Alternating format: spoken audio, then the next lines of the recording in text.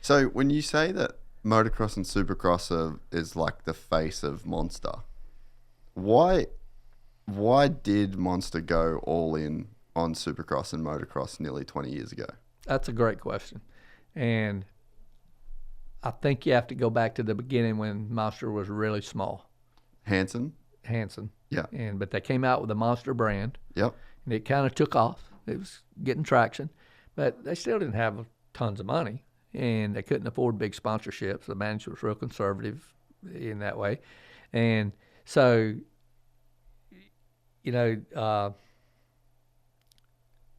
Mark Hall and Scott Sepkovic Yep.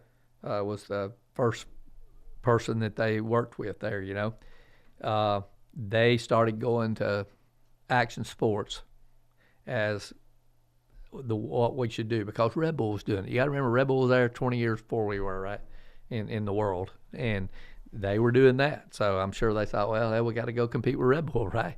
So they go and actually take cash in their pockets and wait and see which skateboarder is going to make the night show at X Games, and call them over and say, hey, man, it's this green sticker. If you'll put that on there, I'll give you $1,000, whatever, no contract, no nothing. And that's the way it started. So it got going. And then the Supercross thing come around. It was like their dream to have a Supercross team. They couldn't afford a Supercross team, so they hired. First one was Brian Deegan on Hanson. He left them for Rockstar because they offered him a good deal, and Hanson couldn't afford to pay or didn't want to pay him more. And they said, sure, Brian, go. Take the big bucks. I go. And the other one was Mike Metzger. Mike Metzger was a huge turning point for Monster when he jumped Caesar's Palace. That's right.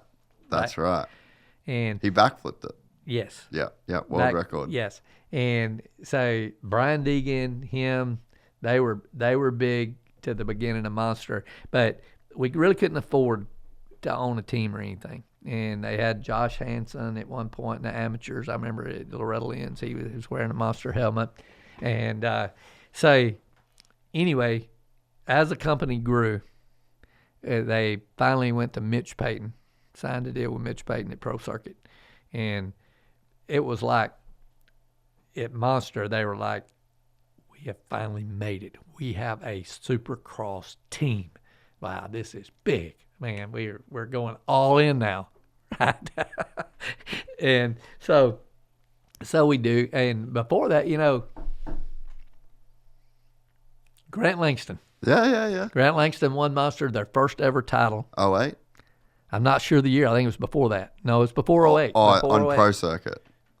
He won them their first title. Was it 06 or 05? It had to have been like 05 or before that. Yeah. He won the West Coast Lights or East Coast Lights championship. Yeah. But we only had Grant. I don't think we had the team. We just had Grant.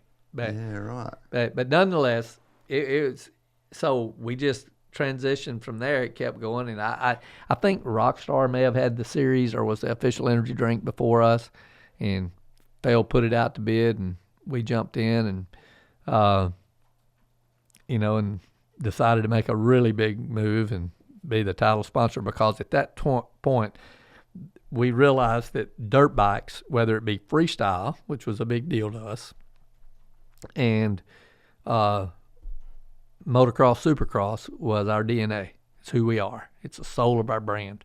And I like to think of it, this is my words, not somebody at Monsters, but you often wonder how companies get so big and sell so much product off of sports that are really small when you look at this compared to football or that's kind of NBA the thing with that. Monster, right? Yeah, so we built this huge brand. Yeah. How many people in America have ever ridden a dirt bike? How many people out of that general population we're marketing to have ever ridden a dirt bike? This many, I'm going to say.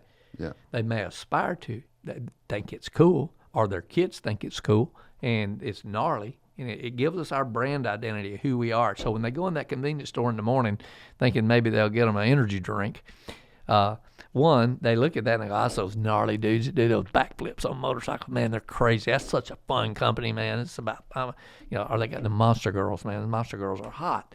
And And so it's it's aspirational. It's very aspirational, very aspirational.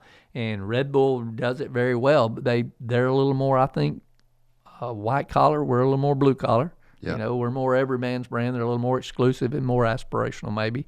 And but you know, Supercross and motocross just really fits the soul of our brand. Yeah. So once we got in there and we saw it worked well, the company was growing. I don't know if it was because of Supercross, right? You never know, right? But it was growing like crazy.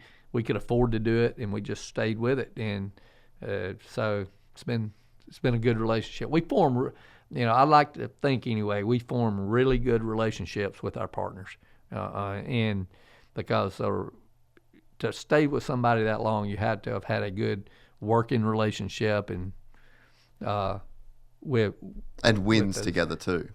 Yeah, they've done well too, right? Yeah. And I mean, I think that you nailed it when you, like, there was a section before where you were talking, and I'm like, this could be a speech played at Harvard Business School right now about just skipping the agencies. And like, there's a model that is just so prevalent in the space with these companies. Like, Monster is to this day the most valuable stock or the most successful stock on the US stock market. So this is a fucking big business. This is a serious player in the US market.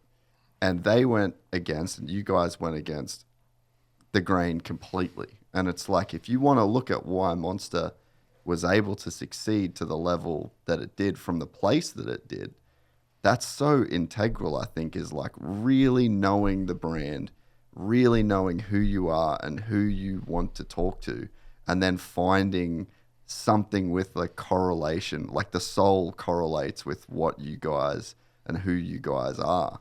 And it's like, that really is, and then being hands-on and not passing it off to somebody else. And it's still like that to this day. It's a crazy story. If you enjoyed this content, please like and subscribe. And to listen to the full 3-hour podcast, search Gypsy Tales in your favorite podcast platform or click the link in the description below. Gypsy Gang.